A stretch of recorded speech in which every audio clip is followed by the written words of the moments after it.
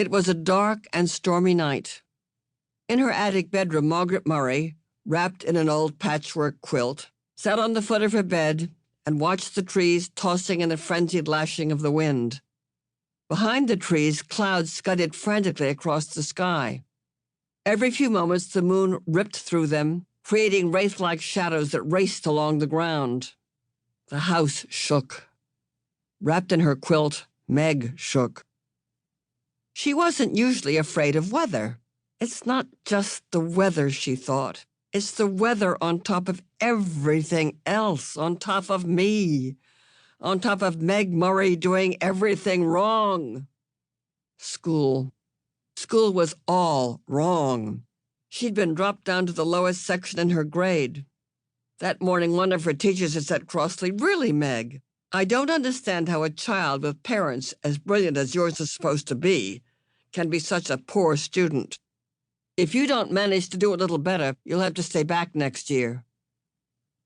During lunch, she'd roughhoused a little to try to make herself feel better, and one of the girls said scornfully, "After all, Meg, we aren't grammar school kids anymore. Why do you always act like such a baby?" And on the way home from school, as she walked up the road with her arms full of books, one of the boys had said something about her dumb baby brother. At this, she had thrown the books on the side of the road and tackled him with every ounce of strength she had, and arrived home with her blouse torn and a big bruise under one eye. Sandy and Dennis, her 10-year-old twin brothers, who got home from school an hour earlier than she did, were disgusted. "Let us do the fighting when it's necessary," they told her. "A delinquent, that's what I am," she thought grimly. "That's what they'll be saying next. Not Mother, but them. Everybody else.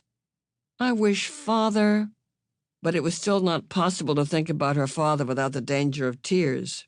Only her mother could talk about him in a natural way, saying, "When your father gets back—" Gets back from where? And when? Surely her mother must know what people were saying, must be aware of the smugly vicious gossip. Surely it must hurt her as it did Meg. But if it did, she gave no outward sign. Nothing ruffled the serenity of her expression. "Why can't I hide it too?" Meg thought. "Why do I always have to show everything?" The window rattled madly in the wind, and she pulled the quilt close about her. Curled up on one of her pillows, a gray fluff of kitten yawned, showing its pink tongue, tucked its head under again, and went back to sleep. Everybody was asleep. Everybody except Meg. Even Charles Wallace, the dumb baby brother, who had an uncanny way of knowing when she was awake and unhappy, and who would come so many nights tiptoeing up the attic stairs to her. Even Charles Wallace was asleep. How could they sleep? All day on the radio, there had been hurricane warnings. How could they leave her up in the attic in the rickety brass bed, knowing that the roof might be blown right off the house, and she tossed out into the wild night sky to land who knows where? Her shivering grew uncontrollable. "You asked to have the attic bedroom," she told herself savagely. "Mother let you have it because you're the oldest. It's a privilege, not a punishment." "Not during a hurricane it isn't a privilege," she said aloud. She tossed the quilt down on the foot of the bed and stood up. The kitten stretched luxuriously and looked up at her with huge, innocent eyes. "Go back to sleep," Meg said.